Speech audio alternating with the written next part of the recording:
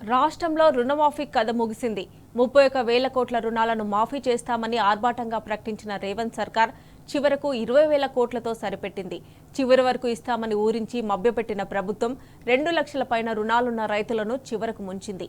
చివరి విడత పూర్తయినట్లు రేవంత్ ప్రకటనతో వారికి మొండి చేయి చూపించినట్లన్న అభిప్రాయాలు వ్యక్తమవుతున్నాయి.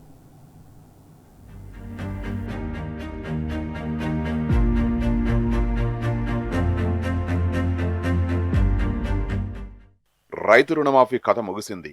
అంచనాలు తగ్గించి బ్యాంకులపై నెపం కట్టిన ప్రభుత్వం లక్షలాది రైతుల బాకీని అలాగే ఉంచింది. తొలుత 31,000 కోట్లు మాఫీ చేస్తామని చెప్పిన ప్రభుత్వం చివరికి 20,000 కోట్ల రూపాయలతోనే సరిపెట్టింది. చివరి విడత రుణమాఫీ పూర్తి చేసినట్టు ముఖ్యమంత్రి రేవంత్ రెడ్డి ప్రకటించడంతో 2 లక్షలకు పైగా రుణం కలిగిన రైతుల పరిస్థితి ఏమిటనే చర్చ జరుగుతున్నది. వారికి మొండి చేయి చూపినట్టేననే అభిప్రాయాలు వ్యక్తమవుతున్నాయి.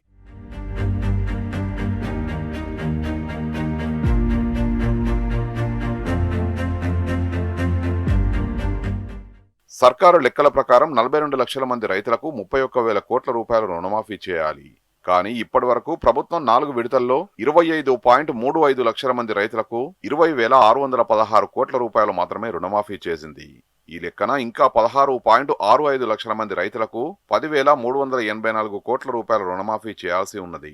లక్షల మంది రైతులకు 1,000 కోట్ల రూపాయలు పెండింగ్ లో ఉండగా రుణమాఫీ పూర్తయినట్టు ఎలా అవుతుందని రైతులు ప్రశ్నిస్తున్నారు.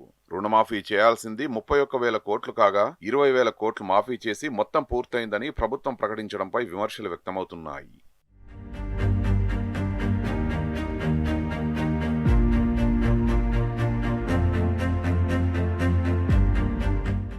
రుణమాఫీకి 31,000 కోట్ల రూపాయలు అవసరమవుతాయని సీఎంతో పాటు మంత్రులు అనేకసార్లు చెప్పారు.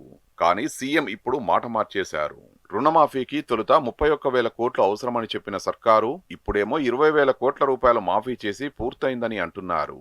ఇందుకు పొంతనలేని సమాధానాలు ఇస్తున్నారు. బ్యాంకర్లు 2014 నుంచి రైతులకు ఉన్న మొత్తం రుణాల వివరాల్ని కలిపేశారని, రైతులు తీసుకునే లాంగ్ టర్మ్ రుణాల్ని కలపడంతోనే నిర్దిష్ట ఫార్మాట్ ఇచ్చాక ఈ లెక్క 20,000 కోట్లకు తగ్గిందని సీఎం చెప్పడం విశేషం.